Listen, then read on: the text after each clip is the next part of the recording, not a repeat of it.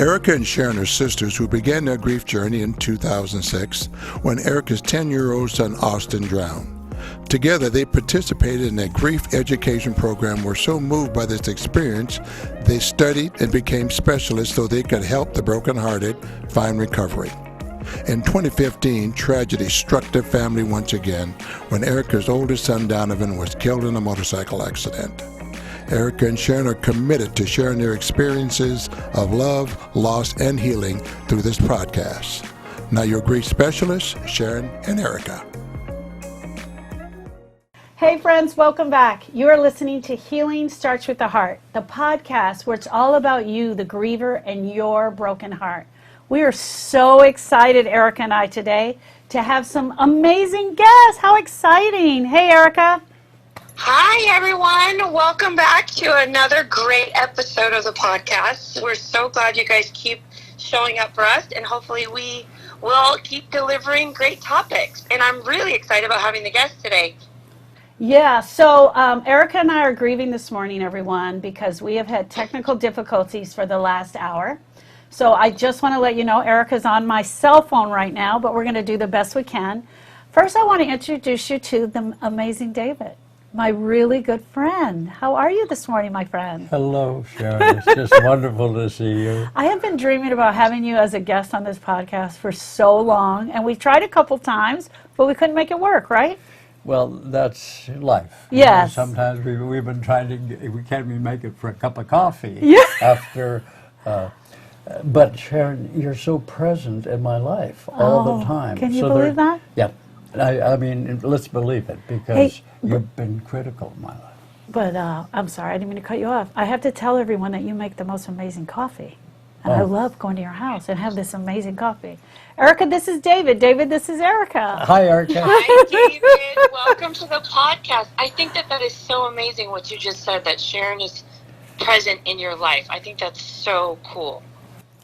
So, David, why don't you tell our friends a little bit about yourself? Who are you, and what do you do in this big town we have?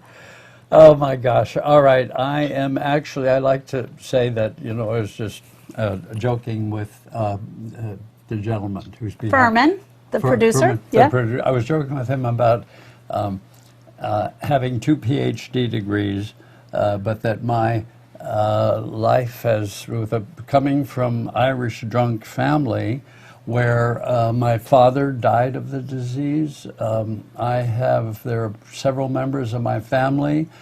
They've been diagnosed with other things, but they basically died of alcoholism. So it runs in my family. And anyway, the fact that I acknowledged this 32 years ago, yes, and I have been sober for 32 years, so that is very important to me. Yes. From the outset, that's part. And that was also what we were talking about, recovery and grieving.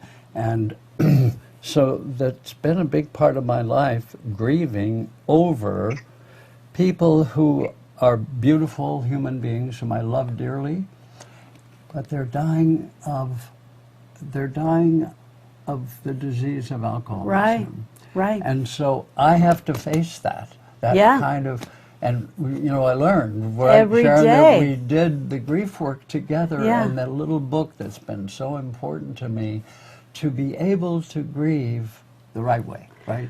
So that, anyway, tell you, I'm a Midwestern kid. I'm not too far from the farm.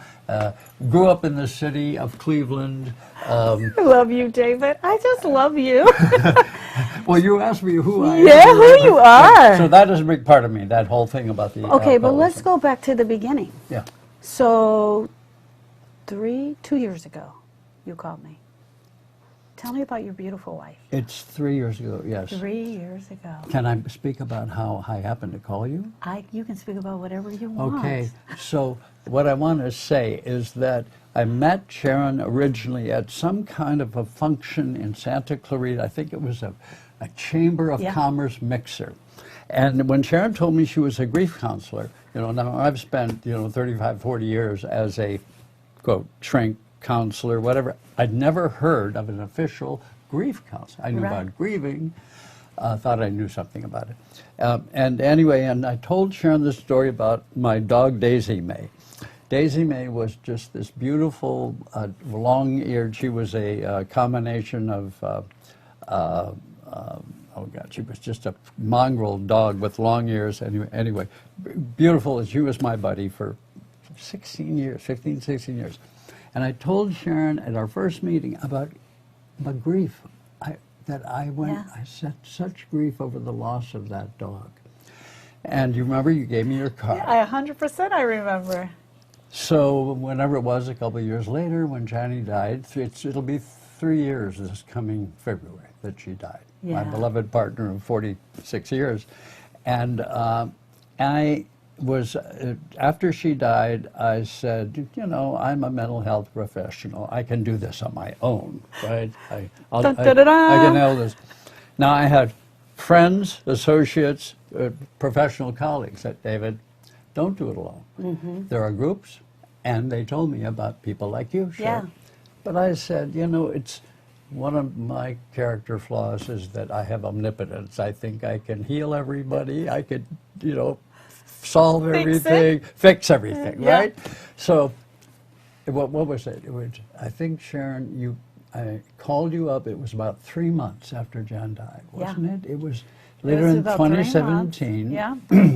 And I was such a mess. Yes. I was grieving, I was cursing God, I was falling on the ground, I was having accidents, I was crashing through a door at home, I fell down, got a concussion, went to the emergency, my daughter, thank God, was there, and went through all those things, and they were all part of my not being able to deal with the grief. Right. And Sharon, I called you up then, I had your card. Yes, I you said, did. I'm going to call this woman who I remembered Daisy Mae, and we immediately connected on the phone. And I because you remember remember Daisy Daisy. Mae. You remember Daisy Mae. And Sharon, when you came, and then I didn't go to your office. You agreed to come to my home. You walked into my house. Now that, you know how you changed my life. You said, David, you realize what you've been up to for the months since your wife died? Yeah. Avoiding grieving, Yeah. avoiding the pain.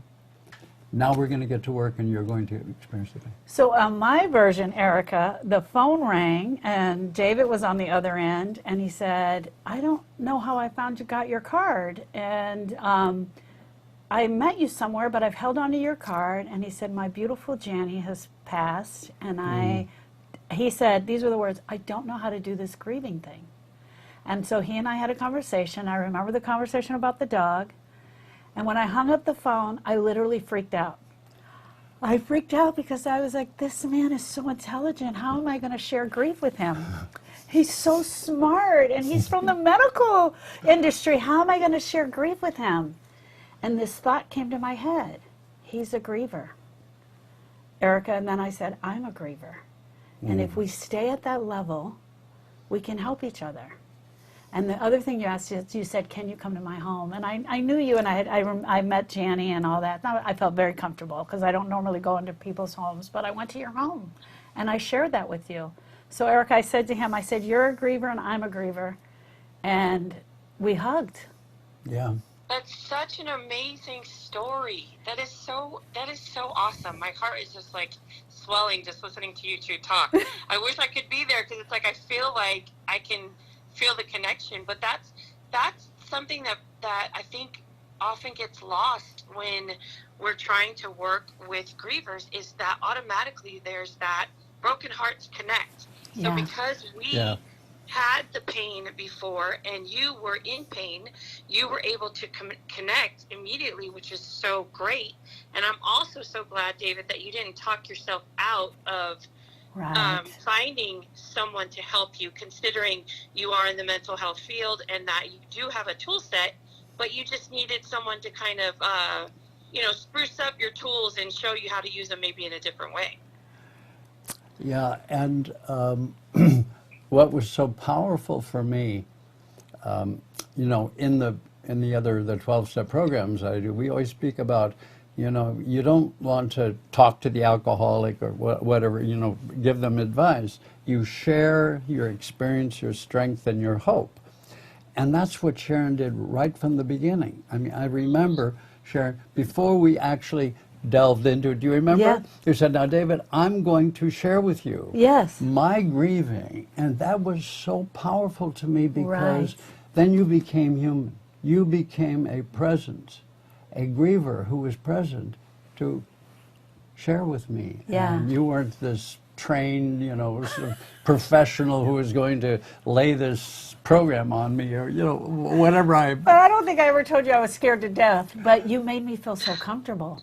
Because the other thing was, I saw the grief in your face and in your body and in the way a griever walks and the brokenness. And I just was honest. And I shared Austin. I shared my Austin story with you. Yes. And we Yeah. sat right there and you made that amazing cup of coffee. I also tried to persuade you to eat some chocolate, some forbidden things that I indulge in every once in a while, and you refused to. You would drink the coffee, but you realize you never ate one of those goodies. And I would get these special Every day, every time I would come, madeleines. And, you would have the table set, and you would have banana and madeleines and coffee, and I'm like, no, I'm just going to drink coffee. yeah. And Oh, somewhere, it sounds like you missed out on that. I'm going to have to go back. I'm going to have to go back. But share your beautiful Janny with us. Tell us who she was. Well, oh gosh, the story of Janny and me, the story of us is, in many ways, it's just very typical of couples who fall madly in love and go through, and now, one of the things professionally that Jan and I think you know that story. We were Yes. child psychoanalysts, child psychotherapists, and we did a lot of work with families, right? Yes. We were saving children and work with families. We didn't know diddly about how to counsel couples who fell madly in love, had children, right? Yeah. And then they're ready to divorce because they're in power struggles. Now, Johnny and I, well, let's see the story. I was teaching at UCLA, this is years ago, that's my very first career, professor of language and literature. And Jan was 38, I was about 35 at the time. I was the young professor kind of showing off and all the things that you do as an academic. And she said she came to my lecture to hear, decide what course she was going to take. And she said she fell in love with me on the lectern, lecturing about Kafka or Thomas Mann or whatever it was. But, I didn't know that until later. And the way I met her, it's interesting. You're a young professor, you don't have a teaching assistant. So here's 100 students in the class, right? So I said, all right, you're going to write a 2-page paper, right? If you any more than 2 pages, I'm going to hand it back. You redo it. 2-page paper about the book we were reading, Right. the character. Right? We would give some topics. And there were 2 Janices in this class of about 100 students, spelled Janis. It's normally spelled ICE, right? And the first Janice, I read her paper. It was a nice paper, the kind of thing that you get from a 20-year-old UCLA graduate. Then I read my Jani's paper. Oh my God. Depth, emotion. She was identifying with this character. It was Death in Venice by Thomas Mann. Deep identification with Jan. Said, this is a very mature, I've got to meet this. Oh. So I fell in love with her mind. I fell in love with her before I even knew who she was.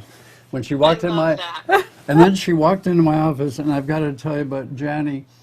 Janny's just gorgeous. When a dear friend of ours heard that she had passed, after she passed, said, oh my God, what a brilliant and beautiful human being. Wow. Janny. And those 2 words describe Janny, beautiful and brilliant. Wow. And we, and then from there, we were very proper because she was my student. Our very first date was funny. She overheard me saying that I was going to the Gypsy Wagon. This is UCLA those days had a sort of a snack bar outside because they were building. And she later told me she planned it to bump into me. She planned to bump into me at the Gypsy Wagon. And so, and she was dressed in this purple, to this day, I have the shirt. She would say lavender. I call it purple. But to this day, I have it in the closet. It's one thing that I will hang on to forever because there she was, and she was so gorgeous. And it was just spontaneous. I said, hi, hello, you know, and I took her by the hand, come with me. Took her by the arm. Yeah. And I was house sitting for my dear friend Dick, and by the way, passed away prematurely. He was a professor of political science. We taught a course together at UCLA. Anyway, I was babysitting his dogs and his house right up the canyon above UCLA. I just took her by the arm, took her over, put her in Dick's red sports car. It was mine. I was driving a little Volkswagen Bug at the time, right? But I didn't tell her, you know, come on with me. I just put her in the red sports car, drove up the canyon to his home to feed his dogs. And she assisted me, whatever. And then I finally had to confess. It's my friend's house. They're not my dogs. And I'm sitting for him. But it was our first date. And we just belonged together. You know, we just fit together. And you were this amazing couple because I met you both together. Yeah, at that event. Now, at that time, when you met us, we were focused on saving imago relationship therapy. Yeah. And we are a very good example of, and we realized, wait, this marriage is made in heaven. Yeah. There's no way we could ever even think about divorcing or splitting. Right. Normal couples go through what we call a year, 9 months to a year of romantic honeymoon, oxytocins, neurotransmitters. It's called sexual romantic love. Yeah. Right? But it wears off. Right. And what we have to learn how to do after the romantic love is to get down to deep dialoguing with business. the human being, with empathy, respect, and truth-telling. And Johnny and I went to a workshop, went through all of that, and we ended up teaching it for 30, 35 years. And to me, it's just one of the glorious things I had in my life, that with this woman I loved, we could share your example, you know, of being present when you help with grieving. Yeah. We were present as a couple with those couples who wanted a divorce. Jim, we figured out 95% of couples who came to our workshop thinking they wanted to divorce, and they had heard that we were kind of a last straw, you know, come to that. 95% we could save. The 3 or 4% were alcoholics, domestic violence, or some emotional, psychological disturbance that was diagnosed but was not taken care of. Those were the only 3 instances. Otherwise, we could save marriage. That's a beautiful. Those are great numbers. They're great numbers. We did that, and Wow. we did that for 35 years. Let me ask you a question, David. And So she was your best friend. Georgia. She was your partner. Yeah. You guys, partner in crime. You did every time I saw you guys, you were together. It was the two of you. And then Janny left you, right? And you and I started the grief work. Explain a little bit about going through the process when I was coming to you and you were sharing every week. We would open with talking about her and you would go there. What was it like to just look at starting with the definition of grief and going through just the grief work? Because it's tough, right, David? Sharon, one of the big things for me and these, especially since we did the work together, and then these last couple of years, is the James and Friedman book. They talk about, very often people think you grieve only, divorce and death. Yeah. But think about, the doggy, but there are so many other things that we grieve about. Now, I told you the story about being this professor at UCLA. Yeah. Okay. You could, talk for hours, I know. But I was there from 1968 to 1973. And I got fired, basically. I was an assistant professor, and my contract was canceled. And I got to realize, I went to Yale undergraduate, I've been in European universities, my dissertation was being blue penciled to publish at the UC Press. I mean, academically I was very successful. Remember what was going on during the late 60s, early 70s? Kent State, Cambodia, Vietnam, all this stuff going on. Huge upheavals at the university. I got kind of caught up in all of that.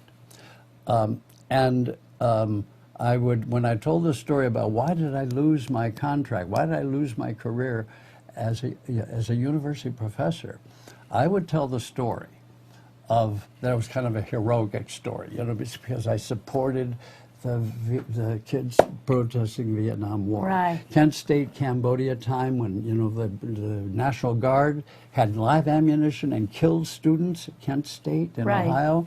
Wow. And the students were rebelling. My students at UCLA were taught me, hey, do you know what's going on in Vietnam? Do you know it's an unjust war? You know, in other words, I got caught up in all that. Now, that was a big part of it because my senior professors were all very conservative, you know, 20-year veterans.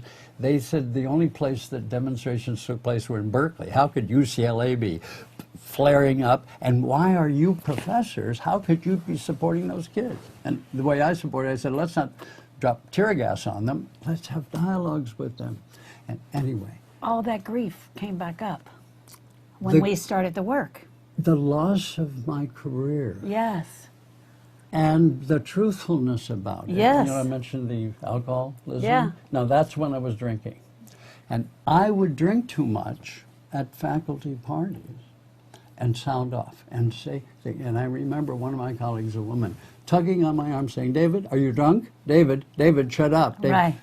Of course, I forgot about that stuff. Right. Because when you are an alcoholic, you forget. You go through, you know, you overdo it. And we talk also about how we use alcohol to stir, to use it as a short-term energy relieving behavior to cover up the pain that's in our heart. Yes. And so what Definitely you don't want to feel the pain. right. And so what David and I discovered in his lost history graph was he wasn't just grieving his beautiful Janny.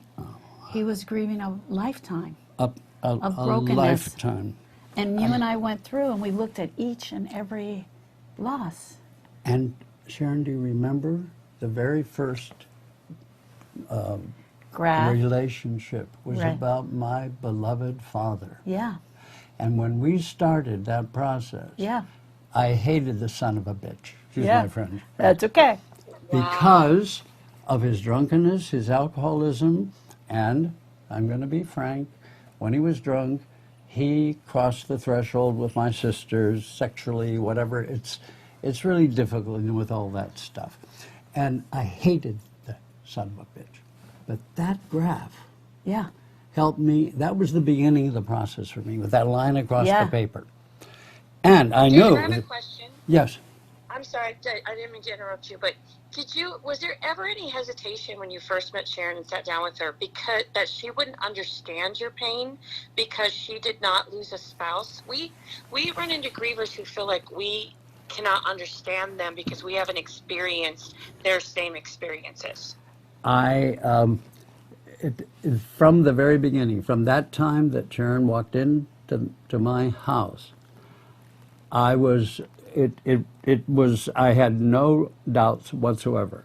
And she said, it was as if she were taking my hand and saying, David, I've been there, done that. You know, sharing her experience, I understand. And now let me guide you through this process. I had no doubts about it. I had no doubts about Erica. No doubts. Awesome.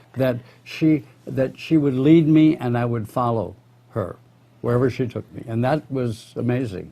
So we're going to be ending the show because you have some great information. I love you, David. But I want you to share with the one person who's listening to the show that's scared to do grief recovery. What is your advice to them? My experience and my strength that I have and the hope that I have in my life, a good deal of that now is my early 80s, as I enter my 80 years of life, that by letting myself, and the way, Sharon, the way you put it to me in that very first day, you said, David, you realize what you've been up to, what you've been doing for these months. I went on a cruise with the family.